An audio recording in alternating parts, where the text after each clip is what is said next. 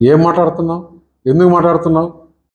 నువ్వు ఒక 4-5 నెలల కిందట కవిత ఢిల్లీలో జైల్లో ఉన్నప్పుడు నువ్వు ఢిల్లీకి వచ్చి నా దగ్గర టైం తీసుకొని మా ఇంటికి వచ్చిన మాట వాస్తవం కాదా?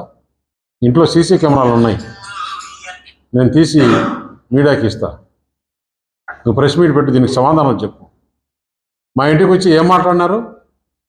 మేము చేసిన అవినీతి అన్నీ కూడా ఈడీ సిబిఐ రాకుండా, లేకుంటే కవితను బయటికి వదిలేదానికి ఏర్పాటు చేయండి. మేము బీఆర్ఎస్ పార్టీ దేనికైనా సిద్ధం.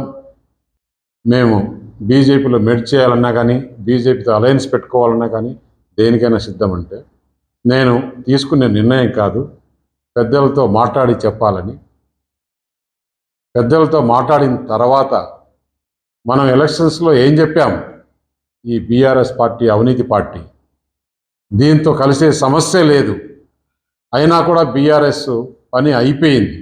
పార్లమెంట్లో ఒక సీట్ రాలేదు, గవర్నమెంట్ లేదు, ప్రజలు వాళ్ళని చీకొట్టారు. అటువంటి వాళ్ళతో మనం కలిసే సమస్య లేదని చెప్పిన తర్వాత